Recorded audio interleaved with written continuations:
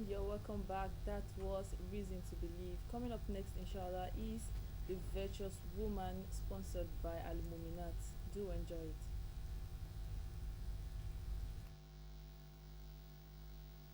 عمران التي أحصنت فرجها فنفخنا فيه من روحنا وصدقت بكلمات ربها وكتبه وكانت من القانتين.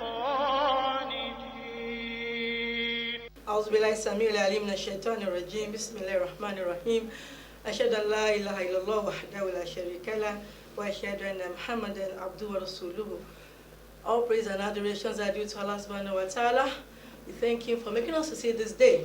We beseech Him to send His blessings and mercies on the rest of mankind, Maulana Mustafa Muhammad, and on his households, his companions, and on us all Muslims to the day of reckoning.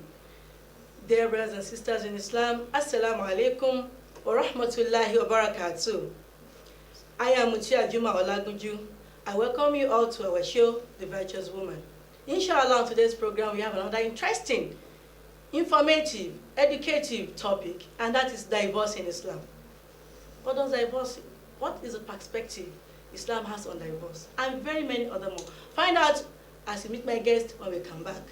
إن المسلمين والمسلمات والمؤمنين والمؤمنات والقانتين والقانتات والصادقين والصادقات والصابرين والصابرات والخاشعين والخاشعات والمتصدقين والمتصدقات والصائمين والصائمات والحافظين فروجهم والحافظات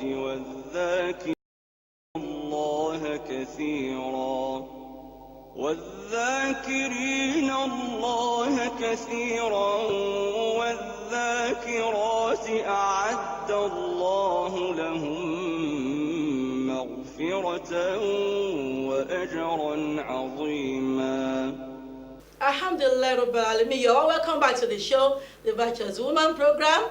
I have in the studio with me an erudite scholar, Alhaja Bushra Ali. Alhaja Bushra Ali is a tutor in one of the high schools in Lagos State. She'll be talking to us on the topic divorce in Islam. Alhaja Bushra, you're welcome. Assalamu alaikum wa rahmatullahi wa barakatuh. Wa alaikum salam wa rahmatullahi wa barakatuh. Please, ma'am, what is the Islamic perspective on divorce? A'udhu billahi minash shaitanir rajim. Bismillahir rahmanir rahim. Alhamdulillah rabbil alamin. When we talk about divorce in Islam, it is one of those aspects that is permissible, but it is actually frowned at.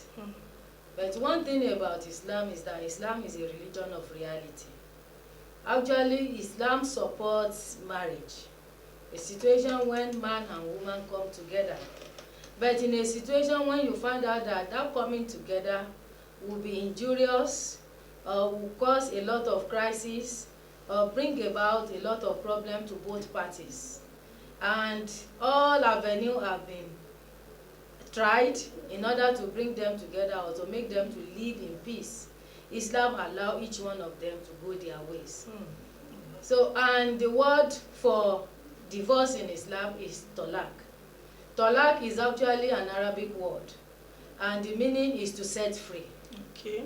So it means whenever a man and a woman, they find out they cannot live together peacefully, then they can set themselves free. And divorce in Islam can come through the man or through the woman. Okay. And one thing that must be noted, as I've said, is that the Prophet ﷺ said, of all the things permitted in law, divorce is the most hateful things in the sight of Allah. That is not something that you should play with. It's not something that we should joke with among ourselves, I've divorced you or whatever.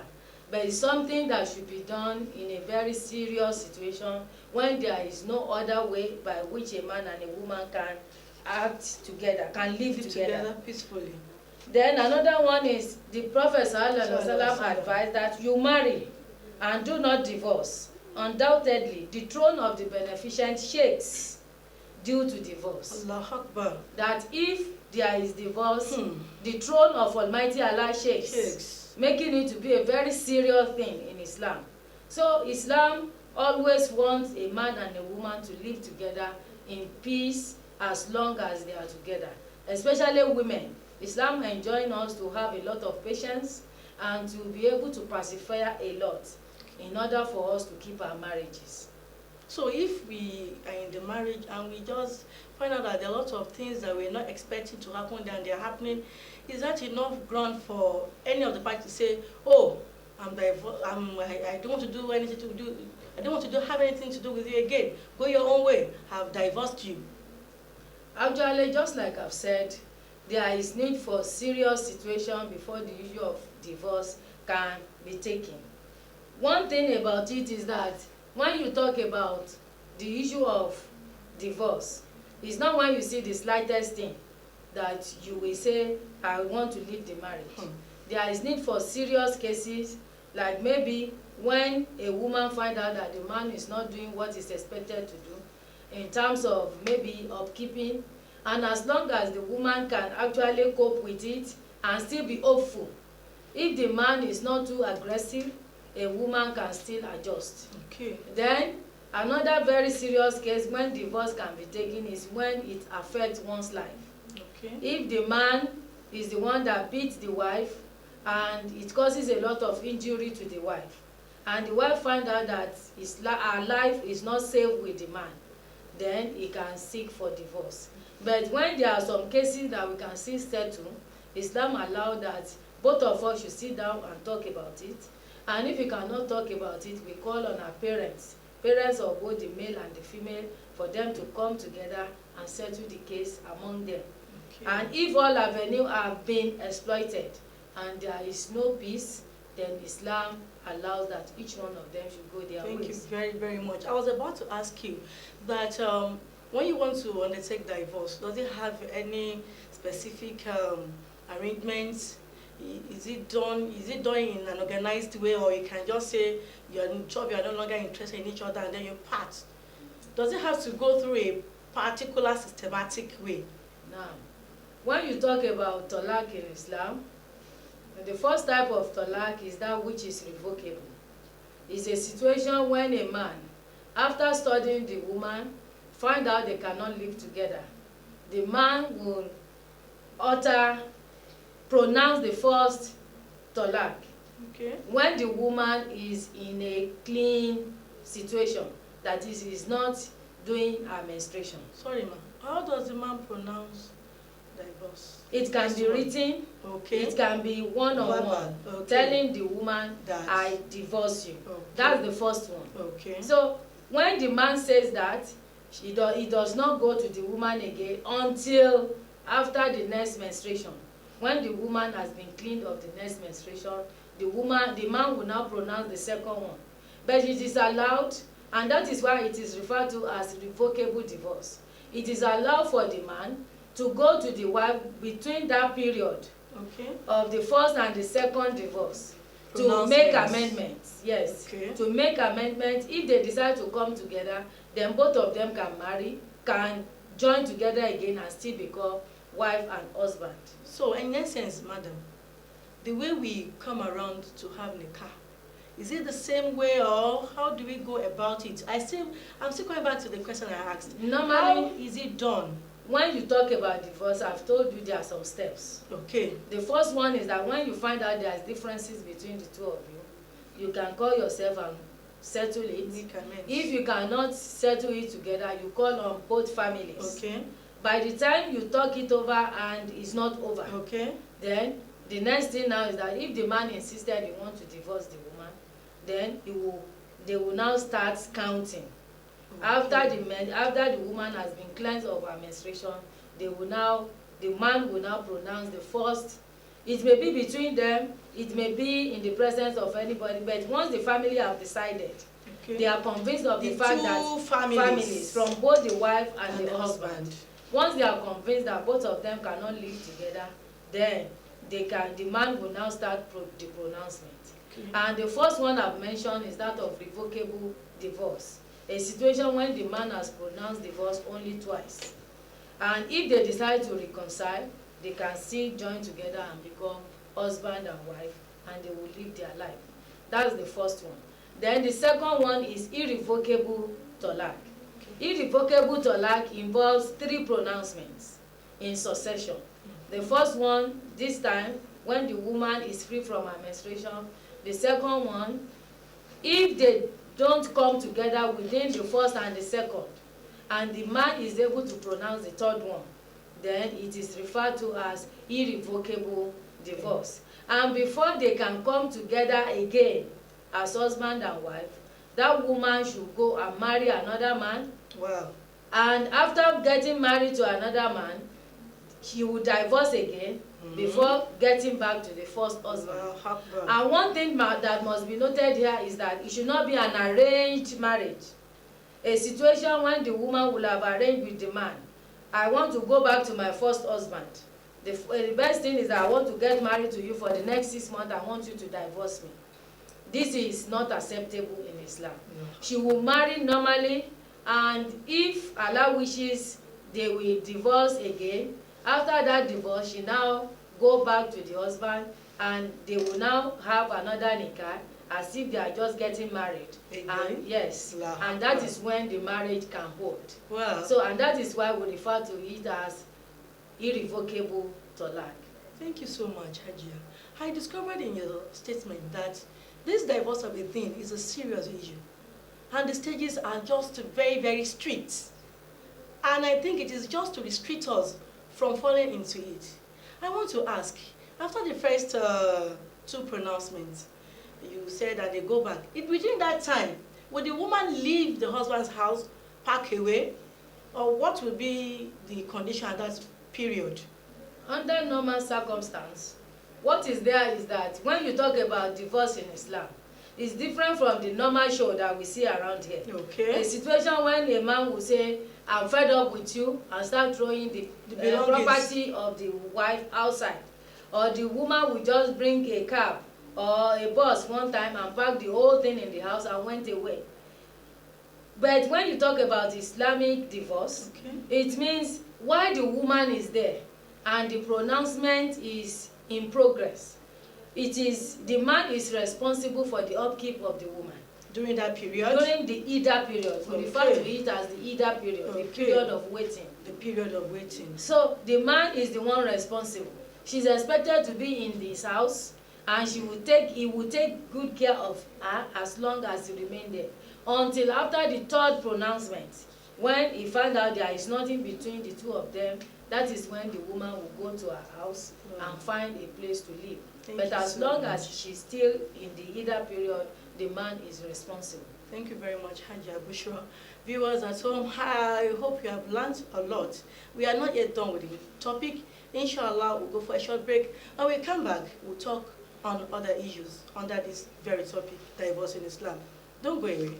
ولا تقربوا الزنا إنه كان فاحشة وساء سبيلا ولا تقتلوا النفس التي حرم الله إلا بالحق ومن قتل مظلوما فقد جعلنا لوليه سلطانا فلا يسرف في القتل إنه كان منصورا ولا تقربوا مال اليتيم إلا بالتي هي أحسن حتى يبلغ أشده وأوفوا بالعهد إن العهد كان مسؤولا وأوفوا الكيل إذا كلتم وزنوا بالقسطاس المستقيم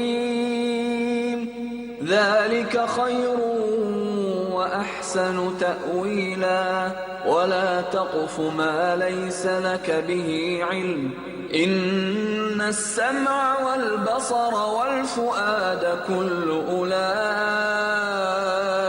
كان عنه مسؤولا ولا تمش في الأرض مرحا إنك لن تخرق الأرض ولن تبلغ الجبال طولا كل ذلك كان سيئه عند ربك مكروها. You're welcome back to the show, The Virtuous Woman. We have been discussing divorce in Islam. Ajia Busho Ali, what legalizes divorce? Now, when we talk about divorce in Islam, as I've said, there are so many things that can actually bring about divorce. The first one is when the upkeep of a woman, when you know that the man is able to fund the family, and rather than taking very good care of the family, naturally a man should be responsible for clothing, shelter, and feeding of the family. In a situation when the man is found wanting and the woman find out that she cannot cope on her own, taking care of the children and taking care of herself while in that man's house, and she find out that as long as she remain there it will affect her, she may seek for divorce. Okay, she has to be sure that the man has the means. Yes. But he ordinarily did not want to do. There is no preparedness on the part of the man. Then another one is when the man maltreats the woman. Okay. In a situation when the man continuously beats her, continuously do a lot of things in order to make life difficult for her. Maybe the man will just go out and will not come back, and by the time he comes back he will beat the hell out of her. A time when the woman will go out, and when the man comes in he will lock her out, whether she sleeps outside or she's attacked by anybody, she is less concerned. When the woman finds out that her life is in danger, then he can seek for divorce. Then another thing is when a man decides to leave the woman, runaway husband. So normally, and the woman cannot trace the man in any way, and she has been there for some time and she finds out she cannot cope again, it is a ground for divorce. And some other cases like that. Please, ma'am, you talk about runaway husbands. This day you find out that some husbands will leave their wife, they go abroad. They tell the wife, I'm going out to look for source of living abroad. 1, 2, 3, 4, 10 years. The man is still there, and this woman is not able to even have contact with him. Will she continue in the marriage?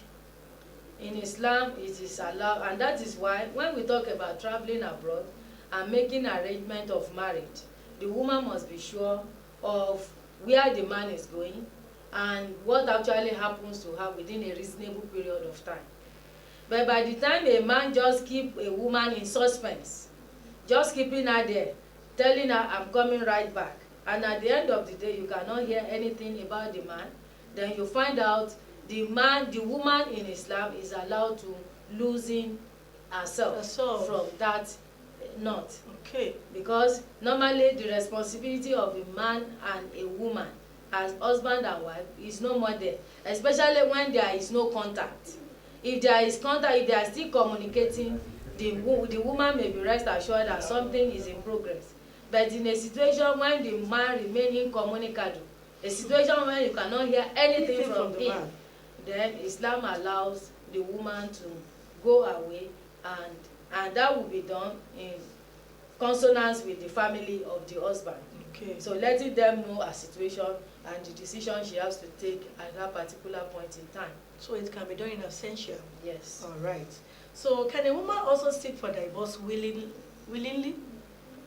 Normally, just like I've said, when we talk about types of divorce in Islam, Islam gave the opportunity for men as well as for women. Okay. So equal opportunity. Yes. So because if the responsibility of seeking for divorce has been given to men alone, it will have been a sort of injustice on the part of the women. So a woman too has opportunity of seeking for divorce, especially when he find out that the man is not actually doing what is expected to do, and the only thing that she has to do is that she has to return the dowry. Okay. By the time the divorce is coming from the woman will repay the dowry back to the man. And this one we can see from the life of the Prophet sallallahu alaihi wasallam. When a woman came to him and told the Prophet sallallahu alaihi wasallam that I hate the man I married and I want to seek for divorce. The Prophet sallallahu alaihi wasallam asked her, are you ready to return his orchard which he gave to you as the dowry? The woman said, even more. So, and the Prophet sallallahu alaihi wasallam said, you don't need to give him more, but just return that which he has given you. Exactly, dowry you have collected. And that was how the Prophet sallallahu alaihi wasallam separated the two of them. Because the woman, then another one is that where we have Islamic court, okay, a woman can go to court and seek for divorce. All right. So, and when the judge is convinced about the situation of the woman and find out that the only way for her is for her to get separated from the man, it will be granted. Okay. And at the same time, what holds there too is that she must return part of the dowry to the man as a compensation. All right.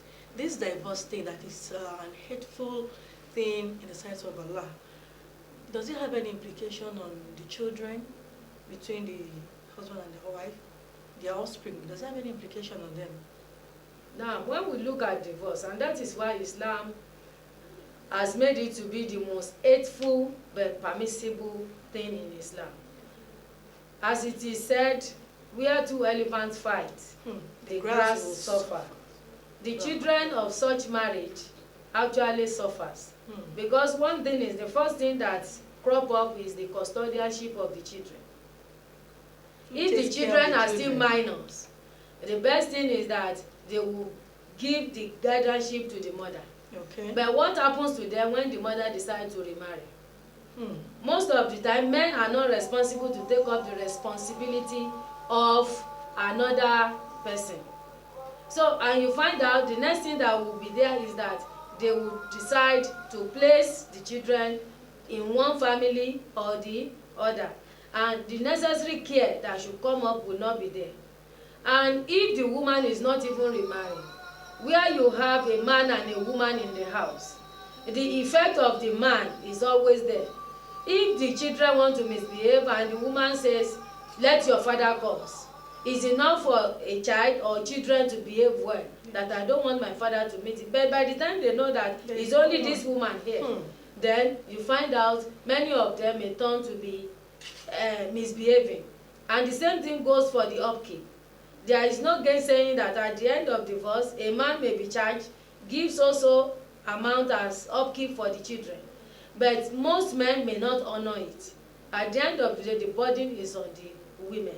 And that makes many of these children to join bad gangs. Many of them who are children, who are girls, you see them moving with irresponsible boys, getting impregnated, getting infected, and most of the boys getting involved in cultism and all other things that will actually have a lot of bad effect in their lives. Hajia, usually you have said a lot on this topic, and I hope my viewers have learned a lot too. She has told us that as parents we should try and persevere so that the implications, the bad implications, will be taken away from our children. She told us that when two elephants fight, the grass suffer. These children will suffer either ways, as she has explained to us this morning. I want us to wrap up this program up with this question, madam. If death occurs on any of the parties that are divorced, does any of them have a role to play? They have divorced, they have gone their separate ways, but death occurs on either. Because in our society today, we find people moving around, wants to go and have either period in this place, and she has divorced, but because the husband has died, that is a culture. Is it like that in Islam? No, actually in Islam, once a man is separated from a woman, they don't have anything together again. So if the man died, the only thing that the woman owes the family is to go and greet them normally. Just like any other person would do. So, but in a situation that we see today, that a woman will leave a man today, And after 3 or 4 years, when the man died, he will leave that husband's house and go to the other man that he has left his house for so many years ago, and go there under the pretext of doing Ida. Is not Islamic. And because what happened to the husband that she has left his house to go to the dead man's house? What happened to the children, or what about the responsibility that she's expected to perform in the other house?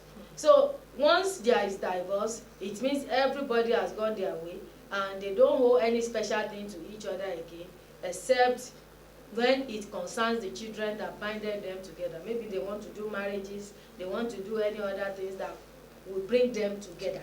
Thank you so much, Alhaja Bushra Ali. I'm sure my viewers have really been informed and they've been educated, because I've also been educated on today's program. Dear viewers at home, on this note, we'd like to say Assalamu alaikum wa rahmatullahi. Today you become man and wife, fulfilling the sunnah as way of life. Today you'll find serenity. May your life be filled with sincerity. There is no happier day in your life than the virtue of being man and wife. There's joy without any end. Allah's blessing on this day does descend. Ramadan is here. The blessed month of Ramadan is here again, and it is a season that offers the widest opportunity to maximize rewards from Allah. Avail yourself these opportunities by picking sponsorship of any of our spiritually rewarding programs. Tarawih prayers from the Kingdom of Saudi Arabia, living in the month of Ramadan, reason to believe, interactive segment which broadens your knowledge in Islam. Our call to prayers in 3 segments are also avenues for worship. For sponsorship details, please contact Basira on 0803 373 8264 or Saeed on 0817 419 7521. Ramadan Diet. It's all about spiritual upliftment. Ma salam.